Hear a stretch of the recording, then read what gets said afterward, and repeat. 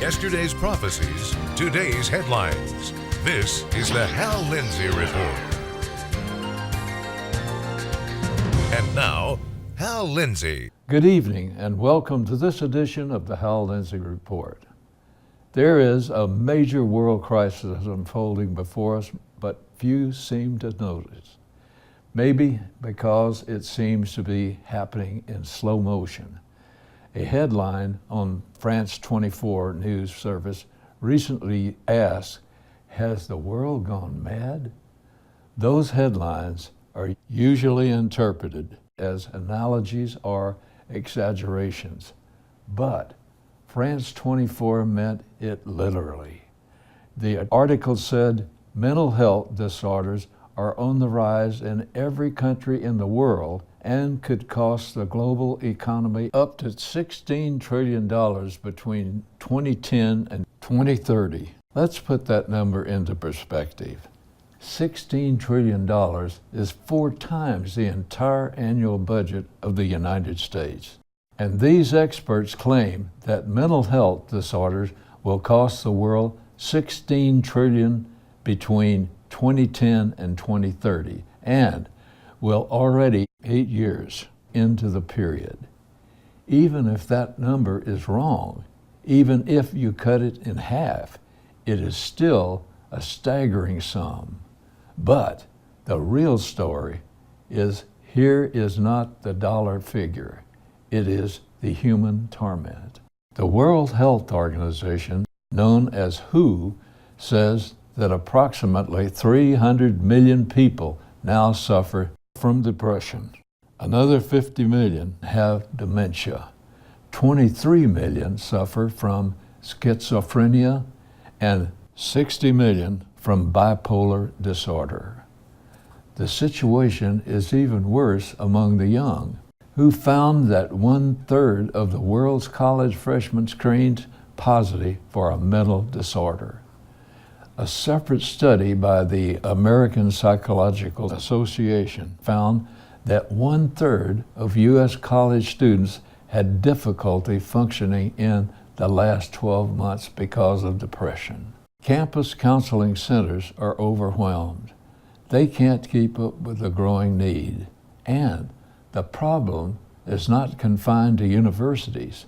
In several cities, residents now curtail their activities because they fear mentally ill homeless people. San Francisco City Supervisor Aaron Peskin said, "We've got increased homeless problems and people who heretofore haven't been violent or aggressive and now are. And everybody is at their wits' end." But there's an even more disturbing indicator of society's mental health issues. That's the dramatic rise in preteen suicides. Suicide in this age group was once almost unheard of. Not anymore. Between the years 2007 and 2014, suicide among 10 to 14-year-olds doubled. In August, a 9-year-old boy in Denver killed himself. The little boy had decided that he was a homosexual. The mother says she supported him. She blames his death on bullying from the 4th grade classmates after he came out. Sexual identity is a major factor in the suicide crisis. CBN News reports in the UK, young people referred for gender treatment increased over 4,000% in 10 years. The issue is so big that UK officials have launched an investigation into the increase in children seeking to transition to the opposite sex. The Federalist reported on a different kind of madness. Jane Robbins recently wrote, "Some physicians in the United States are performing double mastectomies on healthy 13-year-old girls." She continued, "The justification is gender dysphoria, transgenderism. The girl now identifies as boy and therefore wants to look like a boy. Often little or no psychological evaluation is done to determine the underlying cause of the teenager's desire to mutilate her body. But these doctors are willing to give her what she thinks she wants. And your federal tax money is paying for research to validate this gruesome treatment. The World Health Organization recently declared that being transgender is not a mental health disorder. But clearly something is wrong when a boy thinks he's a girl or a girl thinks she's a boy. The science is clear. The male has the XY chromosome. But because it has become politically correct, some scientists now refer to the problem in spiritual terms. They speak of a person who is spiritually a man but imprisoned inside the physical body of a female, or vice versa. That's not science. That's a bizarre application of false spirituality. And it is leaving our young people confused and wounded. Is it any wonder that self-murder among the young is exploding? Suicide has now become the second leading cause of death among American teenagers. But there are other things also taking their toll on the mental health of the young. The Telegraph newspaper reports social media and video games are creating a generation of children with the mental and emotional immaturity of 3-year-olds, one of Britain's most eminent brain scientists has warned.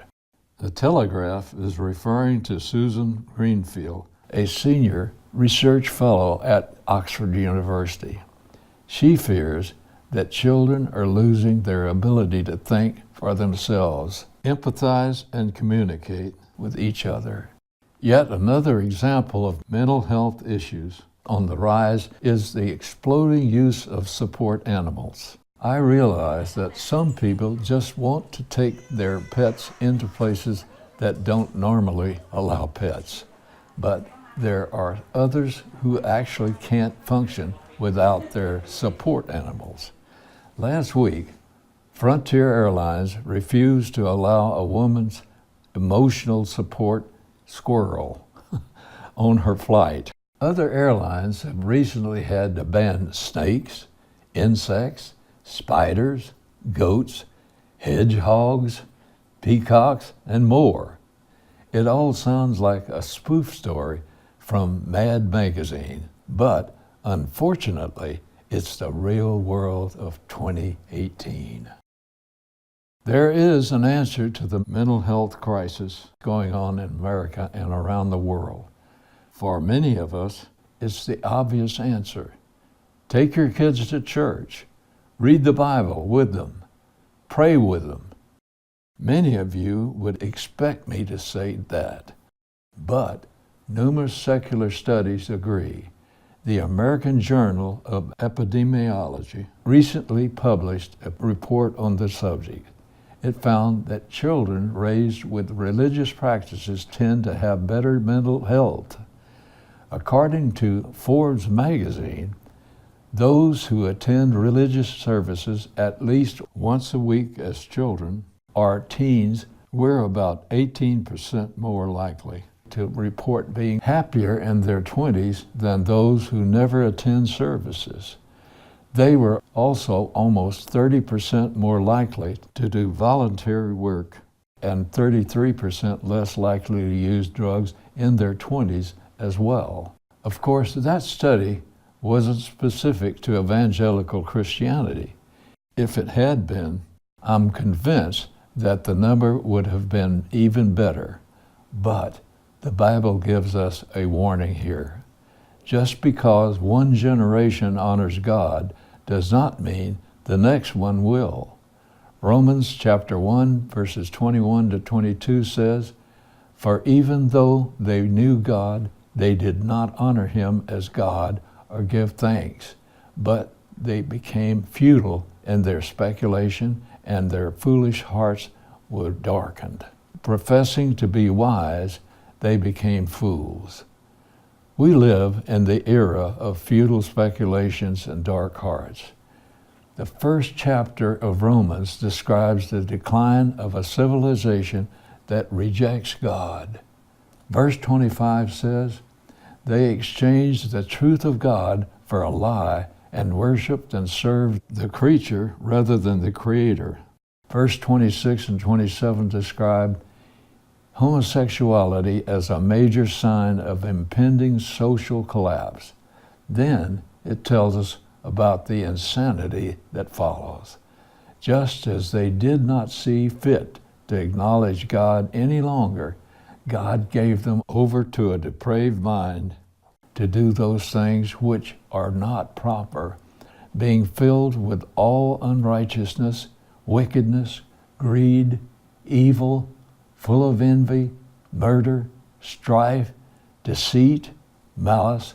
They are gossips, slanderers, haters of God, insolent, arrogant, boastful, inventors of evil, disobedient to parents, without understanding, untrustworthy, unloving, unmerciful, and although they know the ordinance of God, that those who practice such things are worthy of death, they not only do the same, but also give hearty approval to those who practice them. All this happens when a people that once knew God refuse to honor Him as God or give thanks. They exchange the truth of God for a lie. Because we know why it happens, we also know how it can be turned around. We, as a people, must fall on our knees before Him. We must honor and worship Him. Those of us who know the gospel must share it with boldness and love. Earlier in Romans chapter 1, Paul wrote, "I am not ashamed of the gospel, for it is the power of God for salvation to everyone who believes." The ultimate answer is Jesus. Friends, I'm pleased to share some exciting news with you. We are now offering my new audiobook and some of my CD teachings set as digital audio downloads. For those of you who prefer, you can visit my website, hallindsey.com, and download files of the various CD sets directly to your computer. Then you can move them to your iPod, iPhone, or other smart devices and have my teachings available to you at any time you wish. I've personally selected some of these sets because they are on books of the Bible that I think will be the most helpful to you in your walk with the Lord. They contain lessons and doctrines to strengthen your faith and your life in Christ. Just visit hallindsey.com, go to the store, click on Category, and select Downloads from the drop-down menu.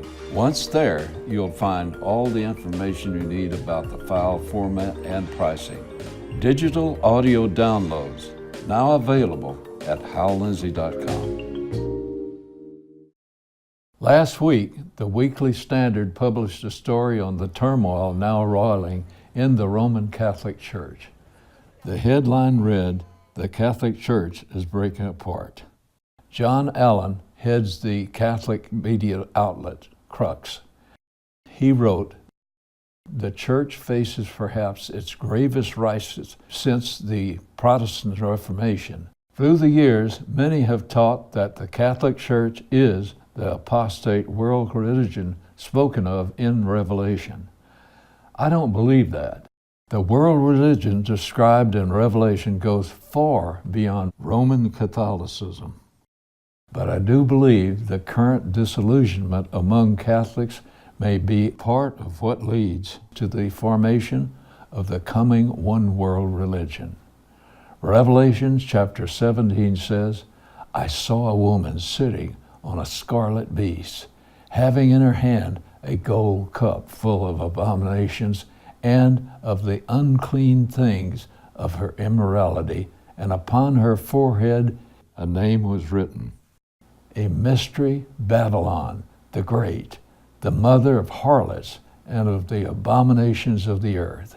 And I saw the woman drunk with the blood of the saints and with the blood of the witnesses of Jesus.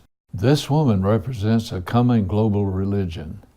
It will feature religious thoughts and beliefs from around the world. Her leadership will involve representatives from diverse religions. The word harlot tells us the woman is worse than unfaithful. She completely sells herself out to the immorality and debauchery. This stands in contrast to the church, the bride of Christ. Ephesians says, He, meaning Jesus, gave up his life for her to make her holy and clean, washed by the cleansing of God's word. He did this to present her to himself as a glorious church without a spot or wrinkle or any other blemish. Instead, she will be holy and without fault. We who are in the church are well aware of the flaws because we are the church. Our flaws are her flaws. But out of this, Jesus will somehow present to himself a bride who is glorious, without a spot or wrinkle. How? He has already done the work. He gave up his life for her to make her holy and clean.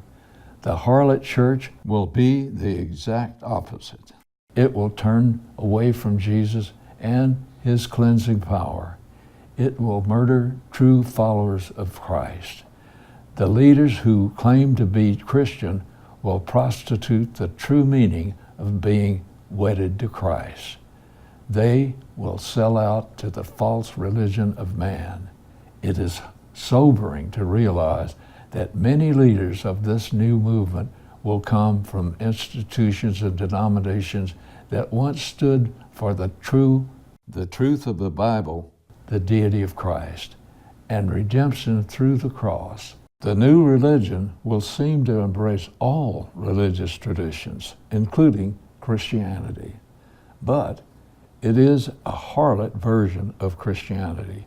It will eventually be centered on the worship of a man, the Antichrist. Babylon is another term used for the coming one-world religion.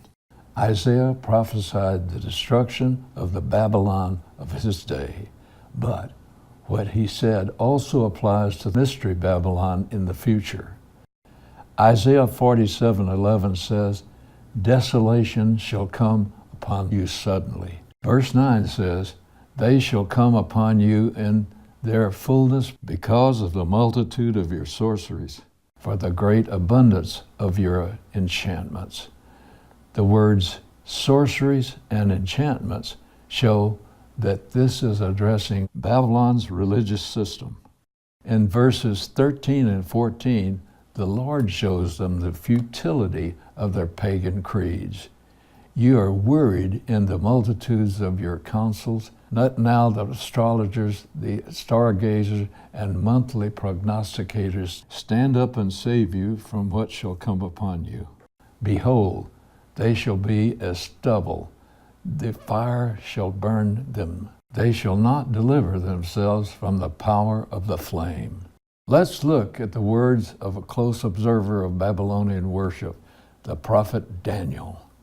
He tells about King Nebuchadnezzar having a dream. The king couldn't remember exactly what he had dreamed, but the dream really bothered him. So he called the whole gang to help. All the magicians, the astrologers, the sorcerers, and the Chaldeans. Magicians refer to the wise men in charge of sacred writings, handling down through generations. Their earliest writings went back to the time of the Tower of Babel. Babylonian books on magic, astrology, and the black arts are some of the earliest known literature on the face of the earth. The astrologers originally meant the whisperers, but by this time it had come to mean conjurer. These men cast spells through the spirit medium. Sorcerers referred to those who worked in the black arts.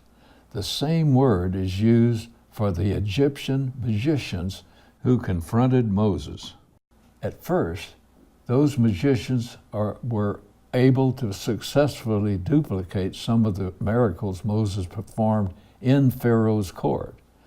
When God enabled Moses to perform miracles that they couldn't duplicate, they told Pharaoh, "This is the finger of God."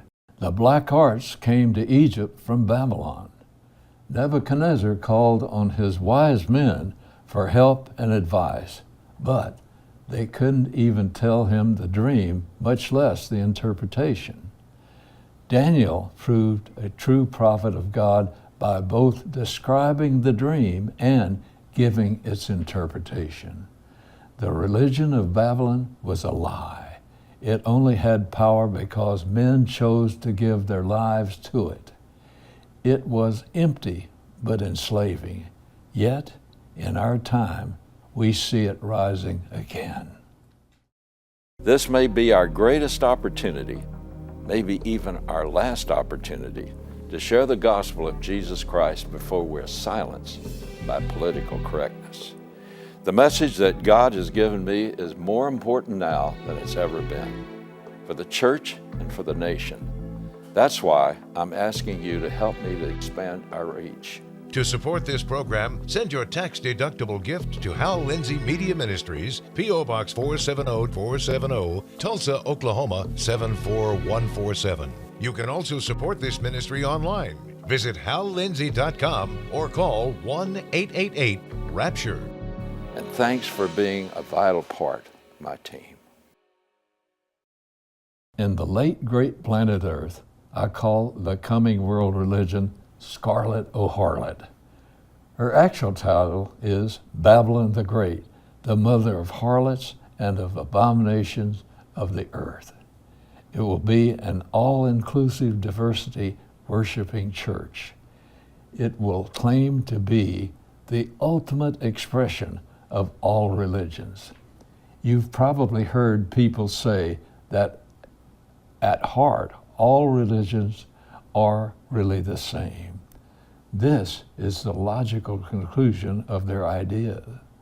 That means, in addition to all its other spiritual claims, it will claim to be the real church of Jesus. It will claim to be united to Jesus in mystical marriage. In that way, it will be a spiritual adulteress. It will claim to follow the true teachings of Christ, even as it worships Antichrist.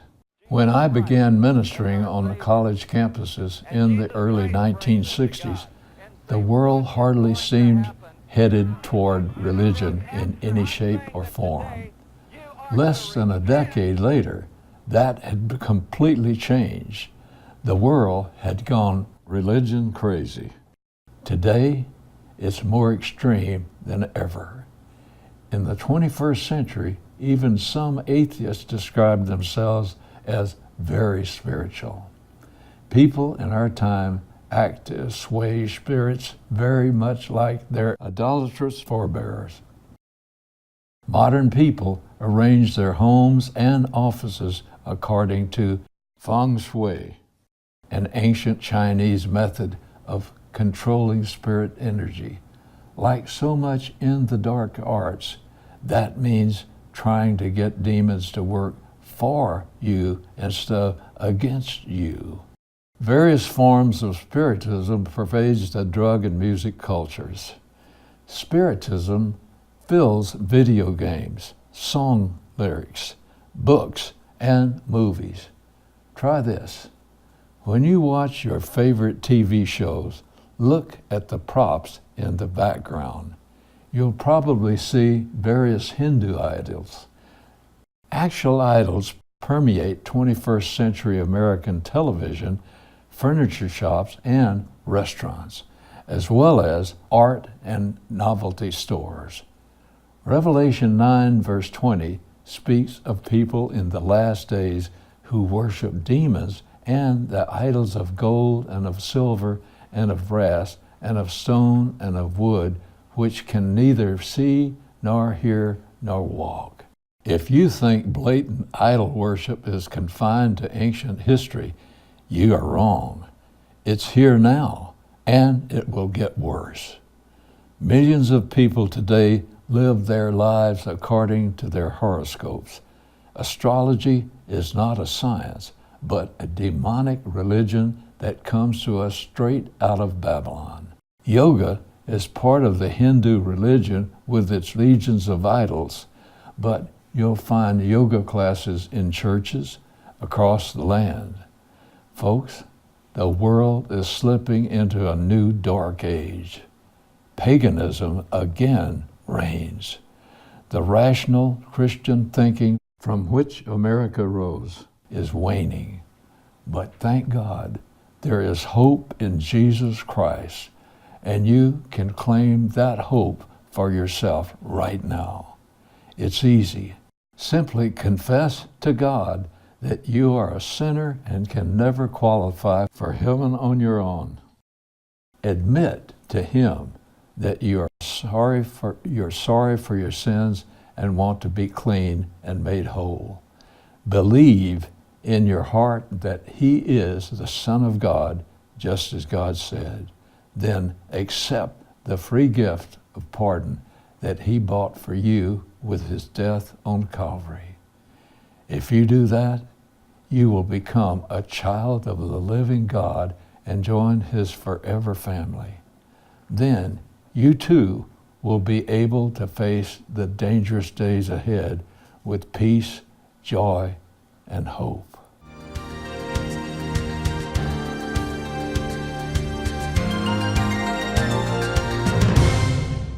Well, that's it for tonight, folks. God willing, I'll see you next week. You've been watching the Hal Lindsey Report. To support this program, send your tax-deductible gift to Hal Lindsey Media Ministries, P.O. Box 470-470, Tulsa, Oklahoma 74147. You can also support this ministry online. Visit hallindsey.com or call 1-888-RAPTURE.